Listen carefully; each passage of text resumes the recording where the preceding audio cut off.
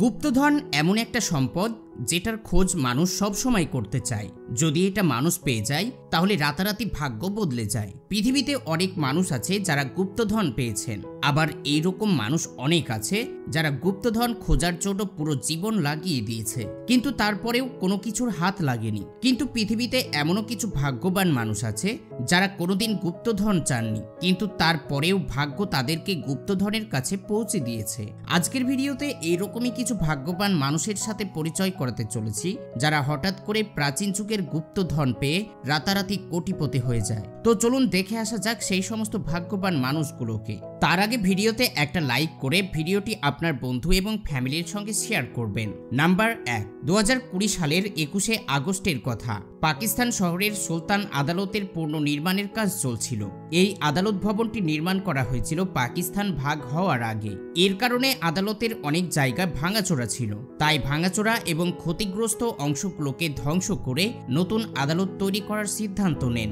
এই আদালতের ভিতরে পুরনো ছোট্ট একটা স্টোর রুম ছিল, আর এই রুমটি 40 বছর ধরে বন্ধ রাখা ছিল। যখন থেকে আদালতের নির্মাণ কাজ শুরু হয়েছিল কেউ এই রুমের প্রতি অতটা মনোযোগ দেননি কিংবা খোলার প্রয়োজন বোধ মনে করেননি। সবার কাছে এটা মনে হচ্ছিল এটার ভিতরে নোংরা অপ্রয়োজনীয় জিনিসপত্র রয়েছে, কারণ সরকারি ভবনে কাগজপত্র ছাড়া আর কি থাকতে পারে। এমনকি এই রুমের ভিতরে লাগানো তালা মরিচা পড়ে গিয়েছিল। শ্রমিকদের বলা হয়েছিল এই ঘরের তালা ভেঙে তারপর এখানে নতুন ঘর বানানো হবে। যেমন তেমন করে শ্রমিকরা তালা ভেঙে ফেলেন এবং রুমের ভিতরে গিয়ে যা দেখেন তা দেখে সবাই হতবাক। যেই ঘরকে মানুষ আজ পর্যন্ত অকেজো বলে মনে করছিল, আসলে সেটা রুম নয় বরং গুপ্তধনের ভান্ডার ছিল। আপনারা বিশ্বাস করবেন না, এখানে এত পরিমাণে স্বর্ণ ছিল যে পা রাখার মতো জায়গা ছিল না। এগুলোর মধ্যে গহনা এবং প্রাচীন যুগের জিনিসপত্রের স্তূপ ছিল। শ্রমিকরা যখনই এই স্বর্ণগুলো দেখে তখন তারা পুরোপুরি ভয় পেয়ে যায় এবং সঙ্গে সঙ্গেই কর্তৃপক্ষকে খবর দেয়। যখন পুলিশের কাছে খবর পৌঁছয় তখন তারা সঙ্গে সঙ্গে এসে গুপ্তধনগুলোকে সিল করে দেয়। ধারণা করা হয় এগুলো ব্রিটিশ আমলের, কারণ সেখানে সোনা থাকার পাশাপাশি সেই যুগের অস্ত্র ছিল। এই সোনাগুলোকে কখন আর কে লুকিয়ে রেখেছিল কেউ জানে না, তবে এটা পাকিস্তানের ইতিহাসের সবচেয়ে আশ্চর্যজনক আবিষ্কারের মধ্যে একটি। নাম্বার 2, 2002 সালে ফ্রান্সের একটি বাগান বাড়িতে এক দম্পতি বসবাস করতেন। প্রথমে তারা ভাড়ায় থাকতো, কিন্তু তারপর তারা বাড়িটি কিনে নেয় এবং সেখানে থাকতে শুরু করে। 7 বছর ধরে এই দম্পতি নিজের ঘরেই বসবাস করছিল, কিন্তু তারা কখনোই বাগানের দিকে যাননি। 2009 সালে তারা ভাবলেন বাগানে নতুন গাছ এবং ফুল গাছ লাগালে কেমন হয়। তো তারা প্রথমে বাগান পরিষ্কার করার পর যখন তারা বাগানে গাছ লাগানোর জন্য মাটি খনন করে তখন মাটি থেকে কয়েক ফিট নিচে খুঁড়তেই তারা এক অদ্ভুত বক্স দেখতে পায়। প্রথমে তারা বুঝতে পারেনি এই জিনিসটি আসলে কি, কিন্তু যখন বক্সটি খোলা হয় তখন তারা বক্সের ভিতরে 6টি সোনার বার পেয়ে যায়। এগুলো দেখে মনে হচ্ছিল কেউ একজন সোনার বার এই বক্সের ভিতরে লুকিয়ে মাটিতে পুঁতে রেখেছিল।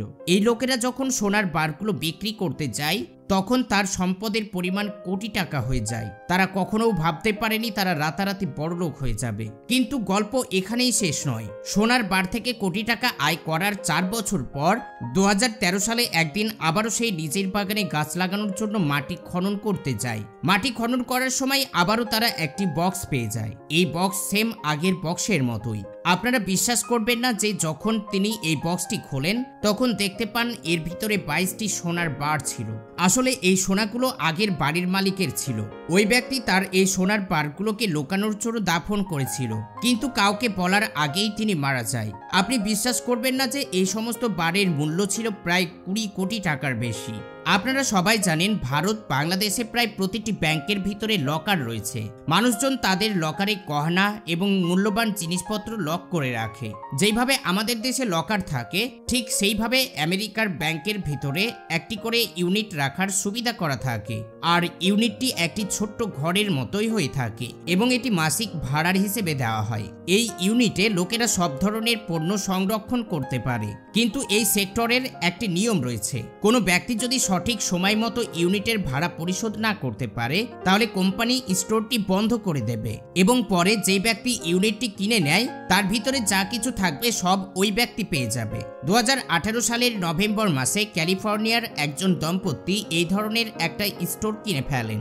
দেখে তো এটাকে সাধারণ স্টোরেজের মতো মনে হচ্ছিল, কিন্তু এই দম্পতির কোনো ধারণাই ছিল না যে $500 এই রুম তাদের 7 পিঁড়ি উজ্জ্বল করে দেবে।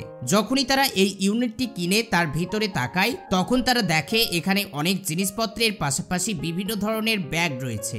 যখন তারা এই ব্যাগগুলো খোলেন তখন তারা দেখতে পায় এর ভিতরে অনেক নগদ টাকা রয়েছে।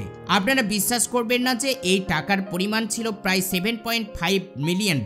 ওই ব্যক্তি এত বড় অ্যামাউন্ট দেখে খুশিতে পাগল হয়ে যায়। শুধুমাত্র $500 খরচ করে তারা কোটিপতি হয়ে যায়। কেউ জানে না এই ইউনিটটি কার এবং এর মালিক কোথায় হারিয়ে গিয়েছে, কিন্তু দম্পতি সত্যি অনেক লাকি ছিল। এবার এই কাহিনীটি দেখুন। ইংল্যান্ডের শহরের একটি বাড়িতে নিক ডেভিস নামের একজন ব্যক্তি থাকতেন। তার মাটিতে লুকিয়ে থাকা গুপ্তধন খুঁজে বের করা অনেক পছন্দের ছিল। সে সবসময় তার সাথে একটা মেটাল ডিটেক্টর রাখত। সে যেখানেই যেত এই মেটাল ডিটেক্টর নিয়ে মাটি অনুসন্ধান করত, কিন্তু আফসোস আজ পর্যন্ত সে কিছুই পায়নি। কিন্তু 2011 সালের অক্টোবর মাসে সে তার শখ পূরণ করার জন্য বাইরে বেরিয়েছিল। যখন এই মেটাল ডিটেক্টর দিয়ে মাটিতে অনুসন্ধান করছিল, ঠিক তখনই হঠাৎ এই মেটাল ডিটেক্টরে অ্যালার্ম বাজতে শুরু করে।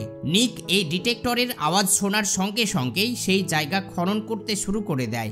যখন সে ওই জায়গা খনন করে তখন সে কয়েনে ভরপুর একটি পুরনো পট দেখতে পায়।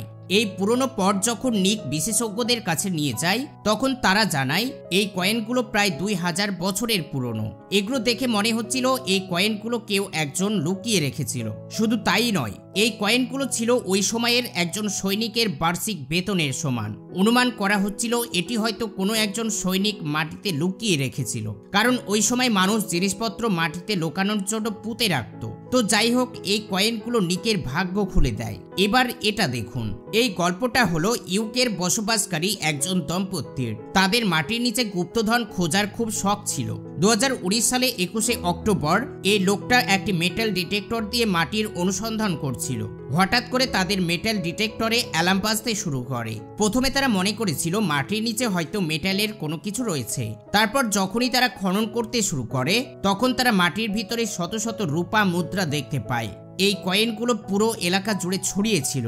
এগুলোকে দেখে মনে হচ্ছিল যেন এগুলো অনেক বছরের পুরনো। এই দম্পতি 5 ঘন্টা সময় লাগিয়ে এই সমস্ত কয়েনগুলোকে বের করত। এরপর ব্রিটিশ মিউজিয়ামে নিয়ে যাওয়া হয়।